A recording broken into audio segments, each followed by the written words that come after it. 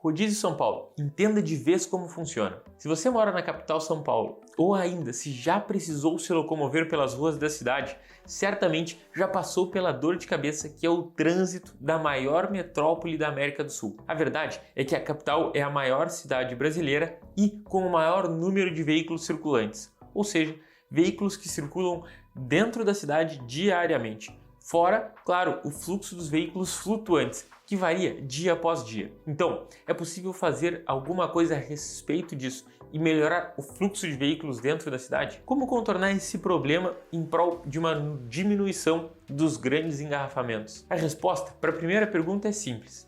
Sim, é possível. Para responder a segunda pergunta, nós precisamos de um pouco mais de explicações. A solução encontrada é o que chamamos de rodízio de veículos. Você já ouviu falar sobre isso? Bem, se você não faz ideia do que seja ou de como funciona, não precisa se preocupar. No vídeo de hoje, você vai ficar sabendo de todos os principais pontos do rodízio de carros em São Paulo. Confira o vídeo completo até o final. E claro, não deixe de se inscrever aqui no canal para ficar sempre atualizado de tudo que acontece na legislação de trânsito. Antes de tudo, o que é um rodízio de veículos? Bem, o rodízio de veículos é um programa de restrição ao trânsito de veículos que é permitido por lei e funciona como uma estratégia aplicada pela Companhia de Engenharia de Tráfego em vista da redução de veículos circulando simultaneamente em algumas regiões da cidade. Ele funciona regulando o fluxo de veículos circulando em regiões específicas da cidade, determinando quais veículos podem ou não podem trafegar naquela área, além de delimitar os dias e horários para que isso aconteça. É importantíssimo que você, morador de São Paulo, ou você que passa pela cidade com alguma frequência, entenda como esse rodízio funciona, pois infringir a lei do rodízio é passível de consequências legais. Isso porque o rodízio é previsto em lei e, portanto, desobedecê-lo é considerado uma infração, de acordo com os decretos 58.584 de 2018 e 58.604 de 2019, que regulam essa medida adotada no município de São Paulo. É importante lembrar que ele até pode parecer restritivo e complicado, mas esse rodízio tem auxiliado e muito a vida da população, diminuindo as situações dos engarrafamentos nas rodovias. Quais são as zonas de rodízio em São Paulo? O sistema de rodízio não é aplicado em toda a cidade, mas apenas em pontos específicos e estratégicos, de forma que todo o trânsito não seja afetado. Veja agora quais são os trechos e vias que são na zona de rodízio no município de São Paulo.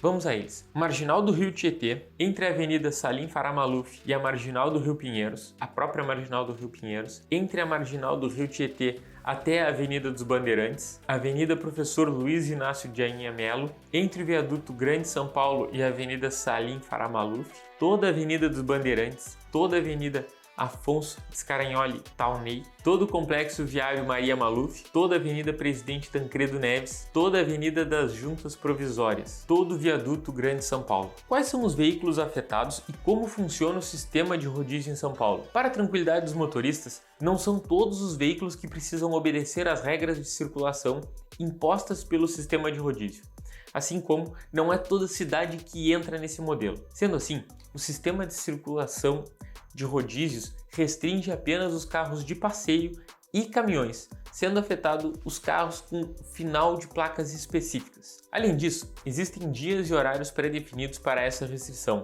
que são os horários comerciais e apenas nos dias de semana. Na prática, o rodízio se dividirá da seguinte maneira: os veículos com placa que terminam em 1 e 2 estão proibidos de circular nas zonas de rodízio nas segundas-feiras no período das 7 às 10 e de 17 às 20 horas.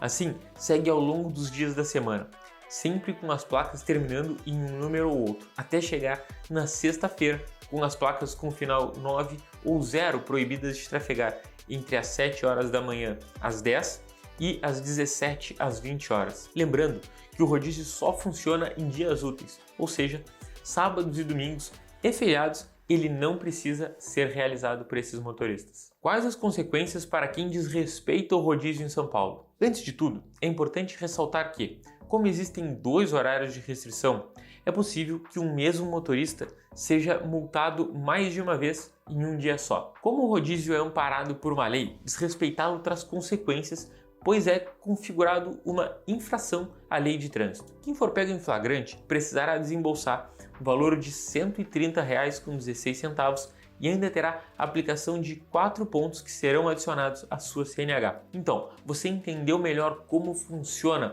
e como é aplicado o rodízio no município de São Paulo? Eu espero que as suas dúvidas sobre como funciona o rodízio de veículos em São Paulo tenham sido todas elas respondidas. Não se esqueça, claro, de se inscrever aqui no canal para não perder nenhum dos nossos próximos conteúdos e ficar sempre atualizado sobre todas as mudanças na lei de trânsito. Um abraço e até o próximo vídeo.